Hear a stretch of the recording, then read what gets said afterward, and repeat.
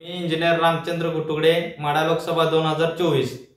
सांगोल्याची जी राजकीय परिस्थिती आहे, मार्केट कमिटीला शेकाप असेल, बापूंची शिवसेना असेल, दीपक आबांची राष्ट्रवादी असेल, हे तिघ एकत्र येऊन लढले। तसंच त्यांनी पण 5 वर्ष विधानसभा ही तिघांनी मिसळून एक दीड वर्ष वाटून खावी आणि आमचा जे काही धनशक्ती विरुद्ध जनशक्ती आहे, तर जनशक्तीचे उमेदवार म्हणून प्राध्यापक आर.वाय. गुटुगडे हे तुमच्या तिघांच्या विरोधात उभा राहणार आहेत। तरी तुम्ही तिघांनी 5 वर्ष कशी तुम्हाला वाटून खायची तशी खावा आणि तुमच्या पद्धतीने इलेक्शन लढवा। कशाला आता लोकांची डोकी तुम्ही पेटवण्याचं काम करताय? जनतेला सर्व कळलंय।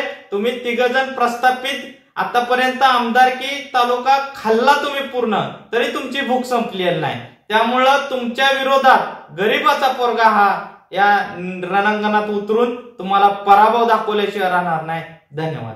मी इंजिनियर रामचंद्र गुटुगडे, माढा लोकसभा 2024।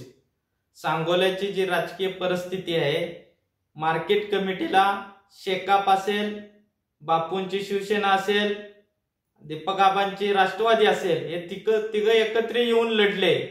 तसंच त्यांनी पण 5 वर्ष विधानसभा ही तिघांनी मिसळून एक दीड वर्ष वाटून खावी आणि आमचा जे काही धनशक्ती विरुद्ध जनशक्ती आहे, तर जनशक्तीचे उमेदवार म्हणून प्राध्यापक आर.वाय. गुटुगडे हे तुमच्या तिघांच्या विरोधात उभा राहणार आहेत। तरी तुम्ही तिघांनी 5 वर्ष कशी तुम्हाला वाटून खायची तशी खावा आणि तुमच्या पद्धतीने इलेक्शन लढवा।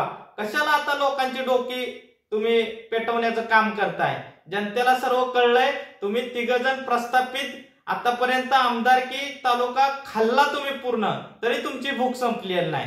त्यामुळं तुमच्या विरोधात गरीबाचा पोरगा हा या रणांगणात उतरून तुम्हाला पराभव दाखवल्याशिवाय राहणार नाही।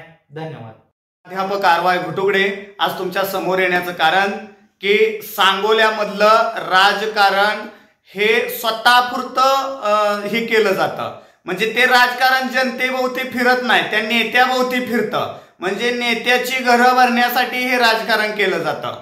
त्याचा मुलगा आमदार व्हावा, त्याचा मुलाला खासदार व्हावा, ह्याच्यासाठी हे राजकारण केलं जातं।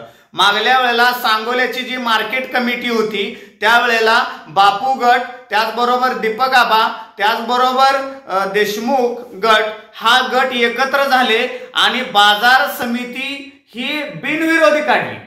म्हणजे एकही खर्च झाला नाही। माझं सुद्धा मत असंच आहे, तुम्ही चांगलं काम केलं, जनतेचा खर्च वाचवला। ह्या वेळेला आमदारकीला सुद्धा तुम्ही असंच करावं। देशमुख गट, बापू गट आणि दीपक आबा साळुंके पाटील गट ह्या तिघांनी 5 वर्ष वाटून घ्यावीत आणि गुटुगडे गट आणि तुम्ही तिघ असे मिळून या सांगोल्यामध्ये दुरंगी लागेल। ह्याच्याशिवाय जनतेला आता तुमच्या मनामध्ये काय चाललेलं आहे, तुम्ही कसे राजकारण करत आहात, जनतेला कशा भूलथापा मारत आहात, हे सगळं समजलेलं आहे। त्यामुळं आता जनतेसमोर भाषणं करायची, एकमेकांच्यावरती टीकास्त्र करायचं, बापूंनी हे केलं, आबांनी हे केलं आणि बाबा तुम्ही काहीच केलेलं नाही।